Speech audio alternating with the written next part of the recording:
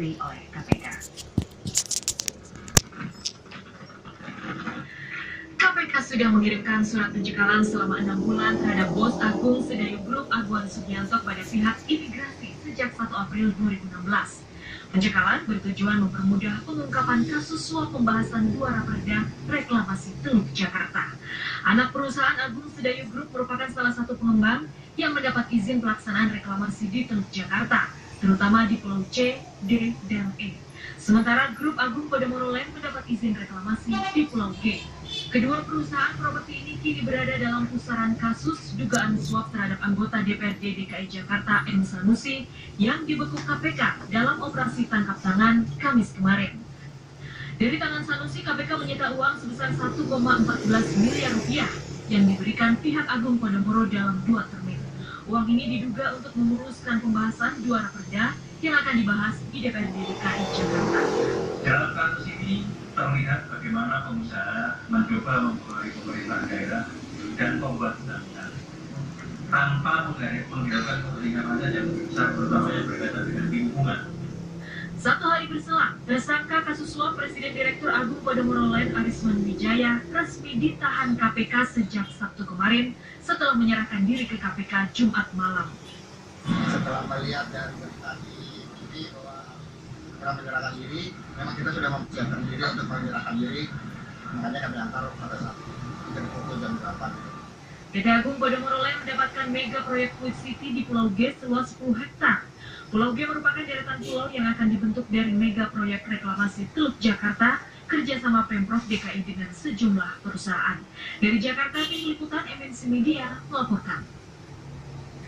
Kong kali kong pengusaha dan penguasa kian marak terjadi.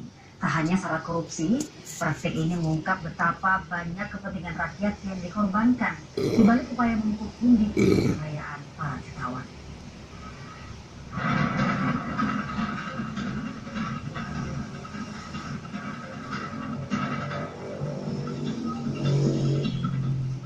Pembuat kebijakan seringkali menjadi sasaran suap pengusaha nakal. Tujuannya tentu agar membuat kebijakan dapat menguntungkan bisnis sang pengusaha. Saat ini DPRD DKI membahas raperda rencana zonasi wilayah pesisir dan pulau-pulau kecil serta revisi peraturan daerah nomor 8 tahun 1995 tentang pelaksanaan reklamasi dan rencana tata ruang pantai utara Jakarta. Pengamat tata kota Nirwono Yoga melihat bahwa ada 3 sektor yang harus diperiksa terkait dengan reklamasi ini. Adalah Pemprov DKI berani tegas untuk melakukan moratorium pembangunan reklamasi. Karena apa? Dari 17 pulau ini sebenarnya saat ini pun sudah ada 3 pulau yang tengah dalam proses pengurukan.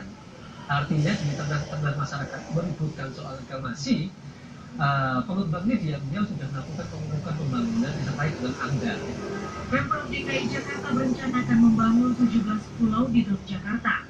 Meski masih dianggap kontroversi, pembangunan reklamasi sudah dimulai dan masih dilanjutkan hingga hari ini. Sebanyak 9 pengembang terlibat dalam reklamasi Teluk Jakarta dan salah satunya adalah PT Muara Wisata Samudra, anak dari perusahaan Agung Podomoro Land. PT Muara Wisata Samudra membuat Pulau G yang lokasinya berada di wilayah Muara Angke. Menurut Ketua DPW Kesatuan Nelayan Tradisional Indonesia Jakarta, M. Tahir, sejak keberadaan Pulau G dibangun, nelayan kerap merugi. Ini tempat di belakang saya, ini pulau yang selama ini membuat konflik terhadap nelayan dengan pembangunan pulau ini yang membuat berdampak sekali terhadap kawan-kawan nelayan. Sangat drastis terjadi penurunan sampai hari ini kawan-kawan melaporkan untuk bertahan aja.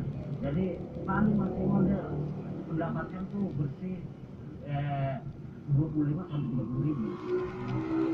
Lantas apakah pembangunan pulau reklamasi di Teluk Jakarta akan terus berlanjut? Pebalap F1 Indonesia Rio Hayato